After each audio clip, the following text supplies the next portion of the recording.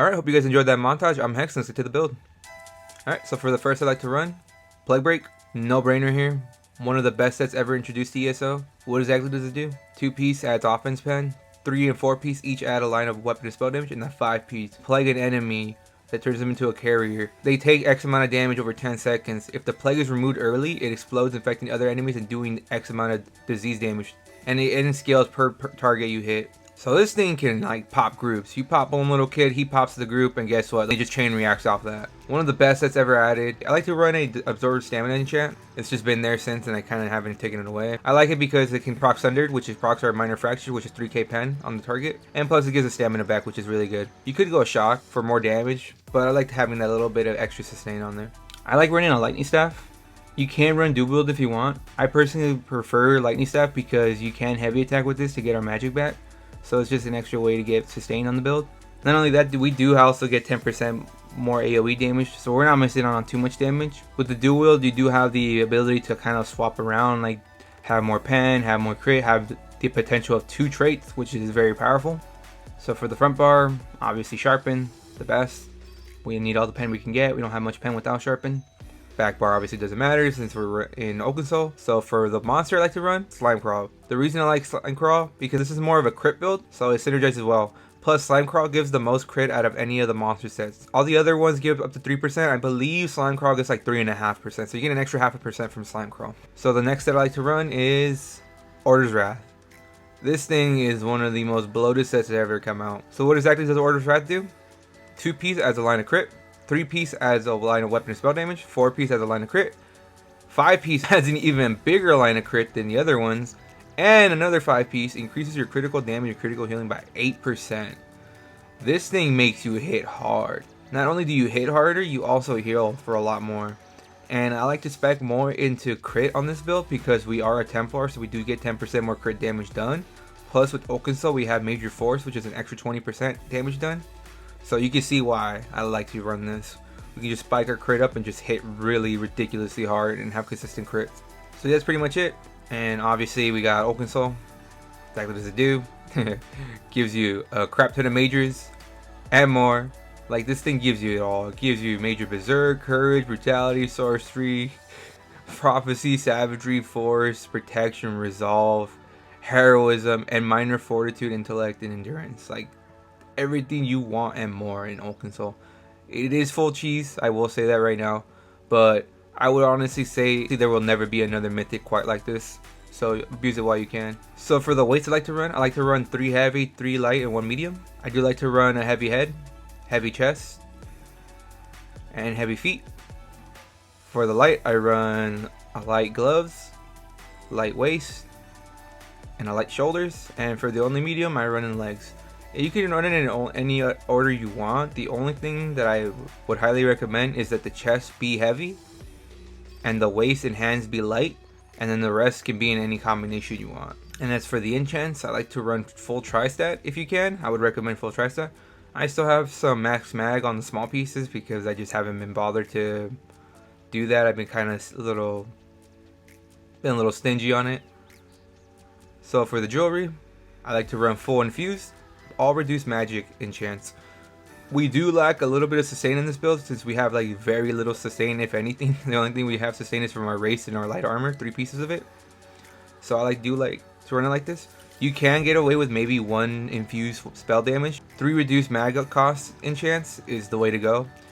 Not only is everything cheaper, one of our skills missed I like to run in this build is like just dirt cheap, costs like 74 mag a second. Like that thing is just ridiculously low. Okay, next is the food I like to run. I do like to run Orzaka Smoke Bear Haunch.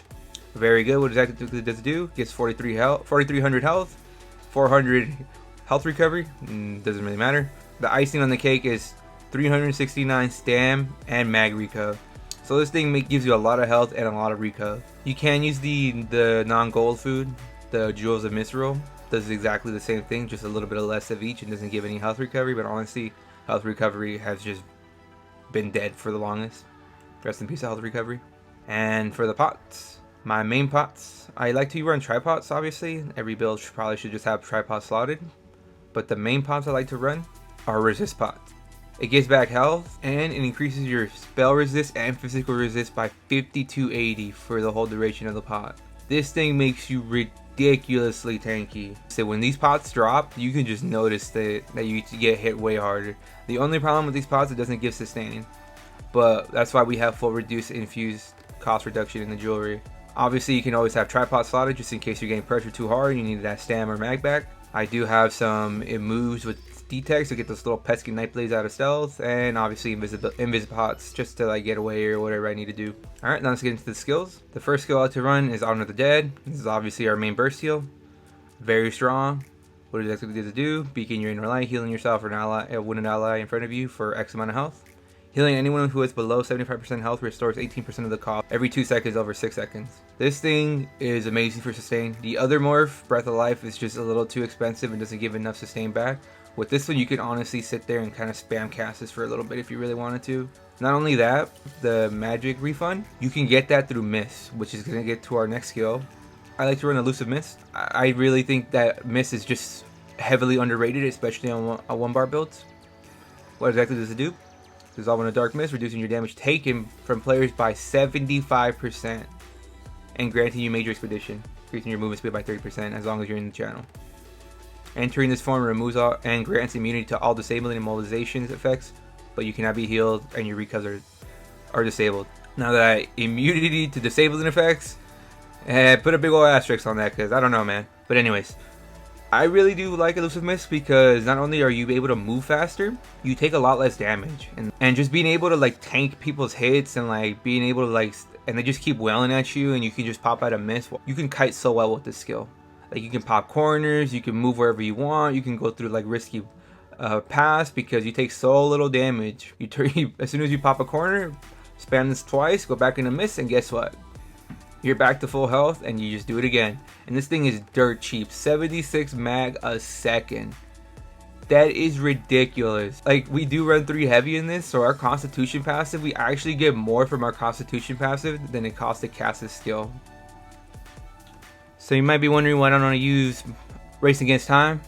Race Against Time is a very good option. Not only does it give you movement speed and snare immunity, it also gives you 10% more crit damage done, which would synergize very well with this build actually. The thing is, I like the tankiness that Mist provides, that utility, like being able to kite around, being able to just kids beating on you. Because when people don't realize is that while kids are beating on you when you're really tanky, they're draining their own resources while they're doing it. So by the time you turn and burn on them, they're probably going to be drained on resources. It's really good for baiting. One of my favorite things to do with Elusive Mist, going around a corner, casting 1 or 2 Honor the Deads, going back into Mist, and then walking through them as they turn the corner. They never expect it.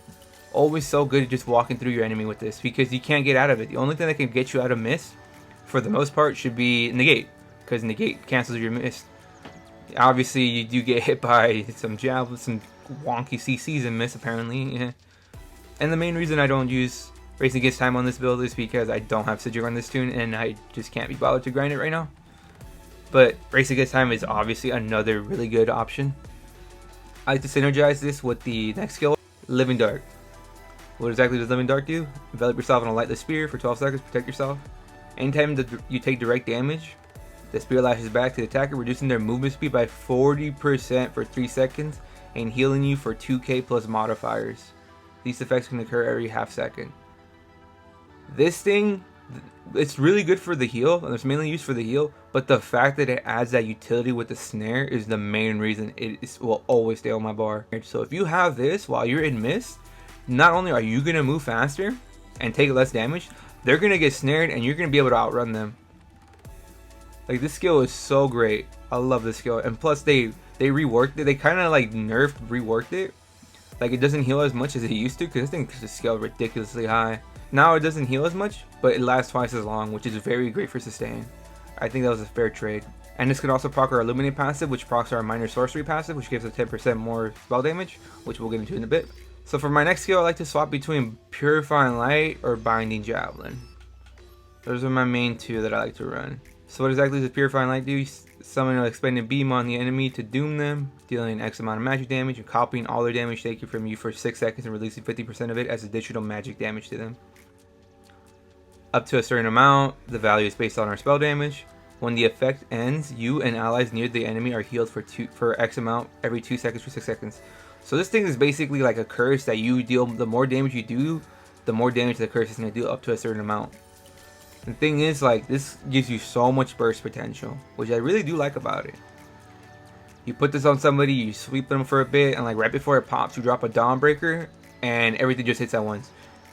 You hit him with the Dawnbreaker, Purifying Light goes off, and then you sweep them again, like, and then it's just so much damage they can't handle it, and they get bursted down. And it's really dirt cheap with this build, under 1100 mag. Alright, next skill, Electricity Sweep. No brainer, this is our main spammable. This is what makes a MagPlar a MagPlar. Exactly what does it do. Launch a Relentless Assault, striking enemies in front of you 4 times. Drag your spears. The spear does X amount of magic damage to the closest enemy, and lower X amount of magic damage to all other enemies. Each strike reduces the movement speed of the closest enemy by 40% for 1 second, and you heal for 45% of the damage done with this ability. This thing hits really hard, especially if you crit with this, which we're spanking really high in the crit. This thing will heal you really high, because if you crit, the more damage you do, the more you heal from it. Not only that, it adds another snare on top of it. Enemies that you are hitting with this are snared by 40%. So if they had just hit you with Living Dark, they're snared by 40% from this, and they try to run away, you sweep them away, they're not going to be able to get away. You're snaring them, they're not going to get away. And not only that, you're healing from that too. So with this build, you literally have almost 3 hots. You have a Living Dark hot, you have Purifying Light hot, your Sweep pot from doing damage, and if it gets too crazy, you have your On Dead for your burst heal. You heal ridiculously well with MagPlar. This is why MagPlar is one of the top tiers for Okensoul. Alright, so next we get into our ultimate. Dawnbreaker Smiting, another no-brainer. This is honestly the best melee ultimate in the entire game. Exactly as it do, arm yourself a Meridian Sacred Sword, dispensing a retribution, dealing X amount of physical damage to enemies in front of you, an additional X amount of physical damage over 6 seconds, and stunning them for 2 seconds. Not only does this thing hit hard, like this thing can scale really hard. Let's pop our little buff real quick and check how high it can scale. Right now we have a almost a 13.6k tooltip Dawnbreaker and a 16.3k dot. And remember, we're spec more into crit, so we're more than likely going to crit this on somebody. And this thing hits ridiculously hard.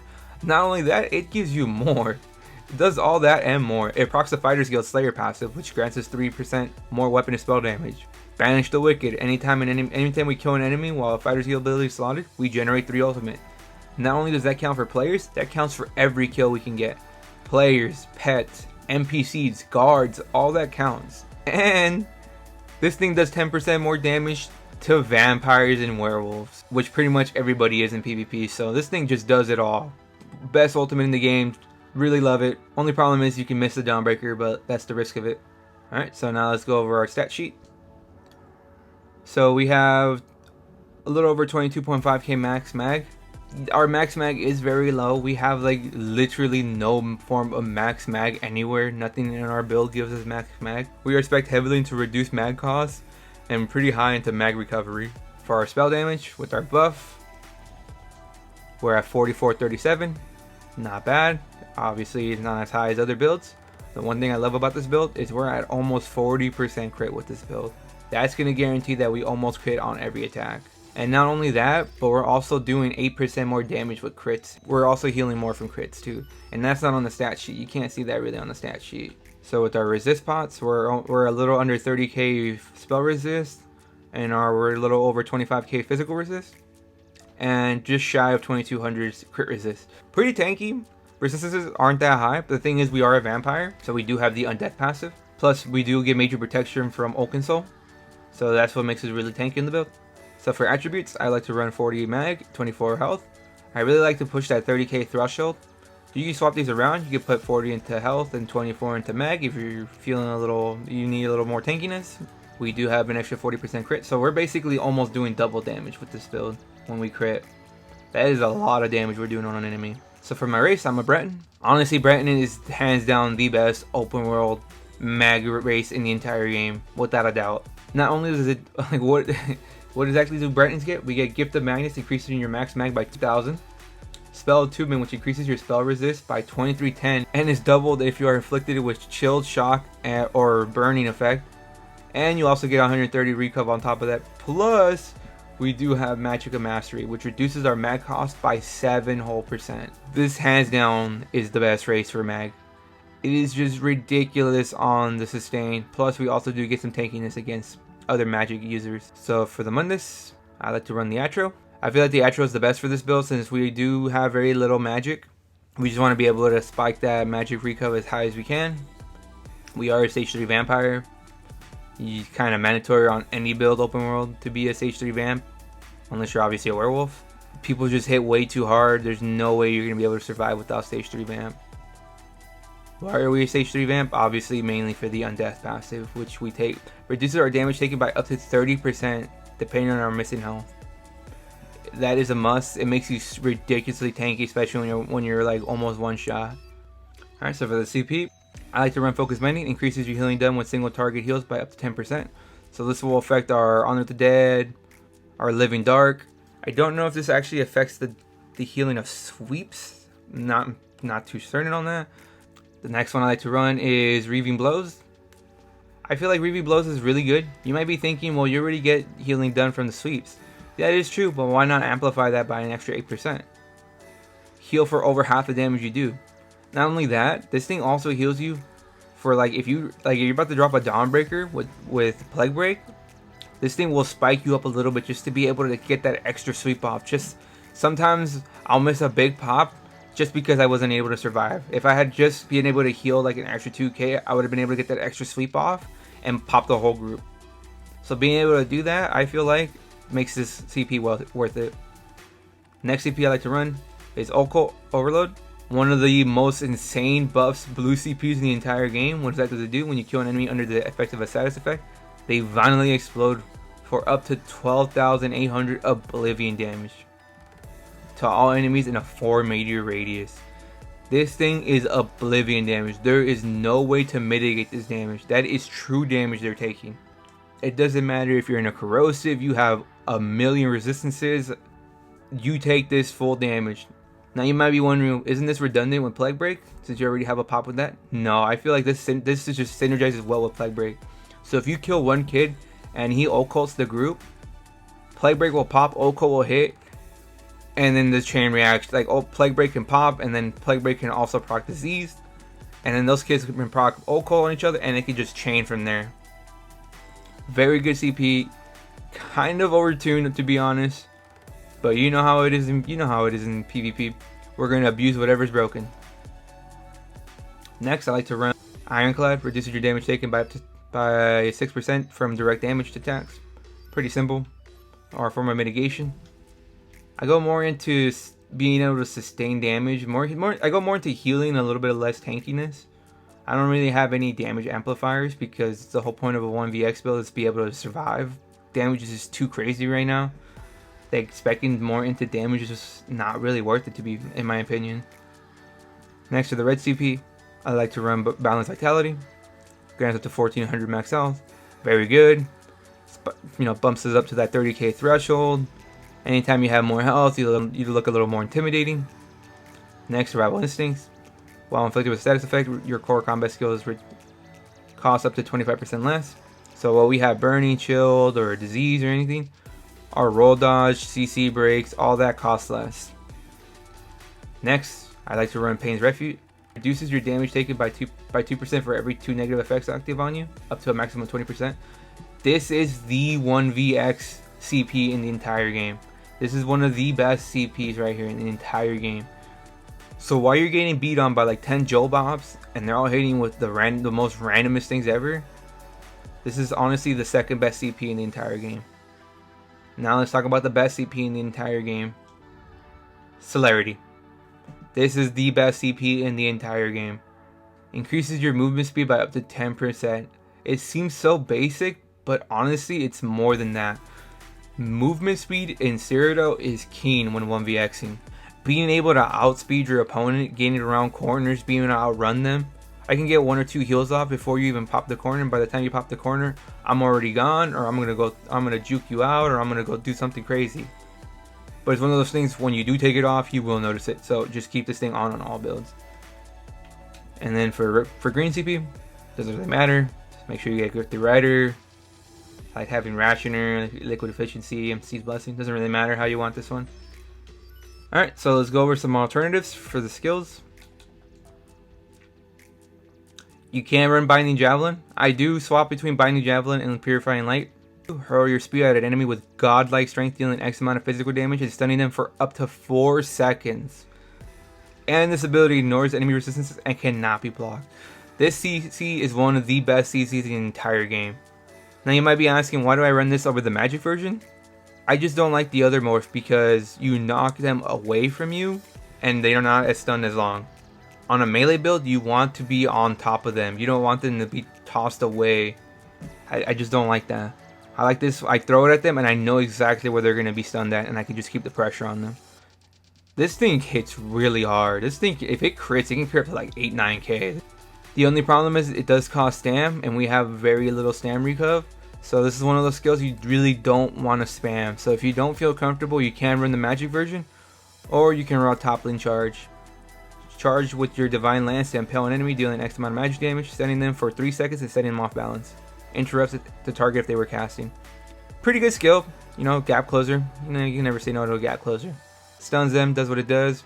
The only thing I don't like about it is kind of awkward because you're in that animation when you go there. I like being able to just toss my ability and then just do whatever I want right after. I don't like being forced into an animation that I can't stop. And it can bug out. It can be a little wonky. It gets a little buggy. So they're the only alternatives I would really run. For the weapons, you can run dual wield if you decide to go dual wield. I would recommend going a dagger and a mace, or a double mace or double dagger. And if you do decide to go that route, go 1 Nirnhone and 1 charged. But honestly, I prefer the lightning staff, just being able to heavy attack for the resources. Alright, and that's pretty much my MagPlar build. I really do like MagPlar because it was very easy to pick up. Really, all you do is pop your bubble and pretty much just sweep your life away. You get pressure really high, you get really low on health, spam your on the dead, and then go back on the offense, and that's it. What bubble goes down, and that's all you really need to worry about. You put your Purifying Light on them or your CC on them, and there you go. You put your Purifying Light on the enemy, and right before your Purifying Light goes off, you drop a Dawnbreaker, boom, everything hits at once, and they get deleted. So why would you want to play MagPlar over any other class? I feel like with MagPlar, it's very simple to pick up, easy to pick up. Your spammable heals you, which is the main reason you want to do this. Not only do you have crazy amount of healing with Living Dark, Honor the Dead, and Purifying Light, your own spammable heals you for almost half of the damage done. And this thing is also an AoE, so the more people you hit, the more you're healing from it. Very beginner friendly. Highly recommend giving it a try. Alright, hope you enjoyed the build video. Like the video if you liked it. Comment your thoughts or experiences with the build. Also anything I might have missed on, what build video I should do next. Subscribe for more. I hope you guys enjoy the rest of the small montage. But most importantly, stay Zerging.